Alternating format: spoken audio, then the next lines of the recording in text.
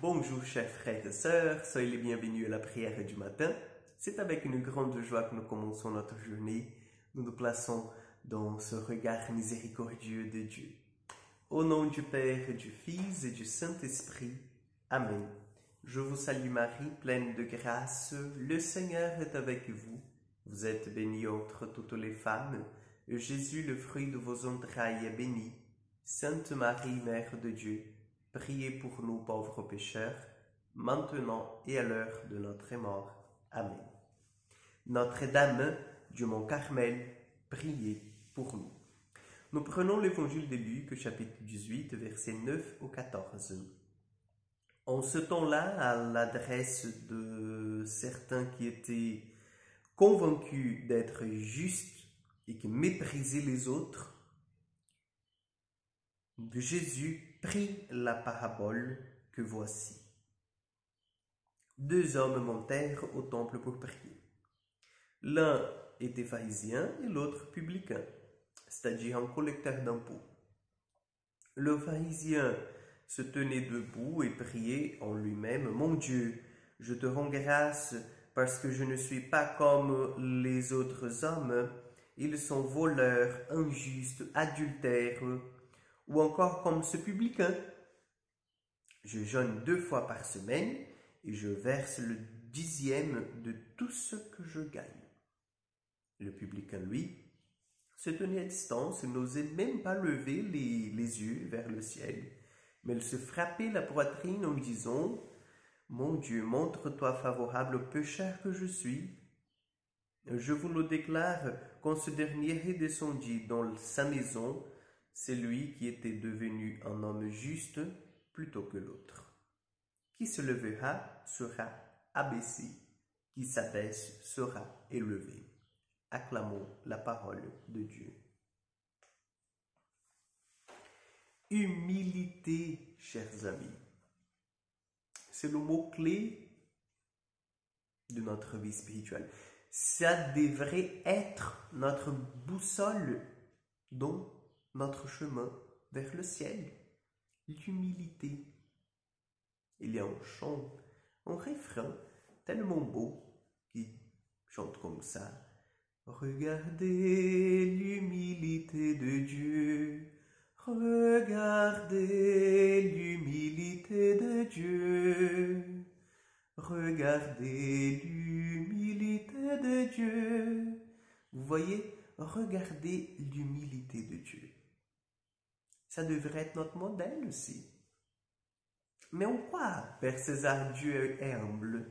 Mais déjà, en fait, Dieu, il vient, il prend notre nature humaine, il se fait homme pour nous apprendre le chemin du ciel, pour nous réapprendre en fait, parce que nous savons bien que les hommes, l'humanité était créée en état de grâce, donc on savait déjà comment faire pour être avec le Seigneur. Et après le péché, on s'est désorienté. Donc regardez l'humilité de Dieu. Est-ce que Dieu avait besoin de cela? Est-ce que Dieu avait besoin de sauver l'humanité tout entière pour qu'il soit Dieu? Non. Il pourrait bien rester là, au ciel. La Trinité, elle se suffit à elle-même. Elle n'a pas besoin de créatures. Dieu n'est pas jaloux, non. Mais par un geste, un acte d'humilité, il sauve l'humanité tout entière.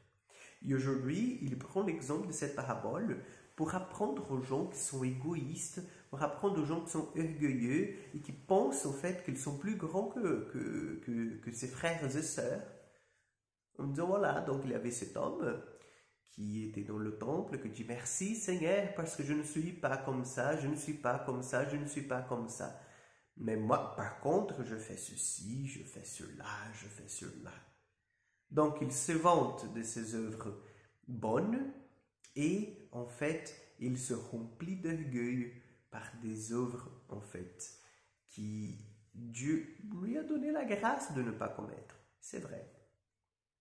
Chers amis, attention, l'orgueil spirituel, c'est le pire qui puisse exister. Et malheureusement, lorsque nous allons au sacrement de la confession, nous ne faisons pas un vrai examen de conscience et nous pouvons chuter dans ce sens-là de l'orgueil spirituel, où on se présente devant le prêtre en disant « Ah oui, mon père, je n'ai pas beaucoup de choses à dire, en fait, je n'ai rien, parce que de toute façon, je n'ai jamais tué personne, je n'ai jamais volé, vous savez, mon voisin l'a déjà fait. Mon mari, par exemple, oh là là, il boit, il mange comme un cochon, mais moi, non. Moi, j'essaye toujours d'être correct, d'être comme ça, de faire ceci, je prie mon chapelet, je n'oublie jamais ma prière, je participe aux messes du dimanche. Donc, bon, ben, c'est sûr que je dois avoir une petite chose ici, d'autres là, mais voilà, donc je n'ai rien à vous dire aujourd'hui. Et voilà, mon père, merci. Merci. Vous voyez? Et c'est sûr que nous avons, en fait, des choses qui sont là, que nous, à faute de faire un examen de conscience approfondi, on ne grandit pas et on se laisse en fait prendre par ce mouvement d'orgueil en disant « j'ai jamais fait ceci, j'ai jamais fait cela, merci, j'ai quand même une vie digne ». Attention, attention. Alors bien sûr, si vous n'avez rien à confesser, vous n'avez rien à confesser. Mais il faut d'abord faire un examen de conscience, un vrai examen de conscience.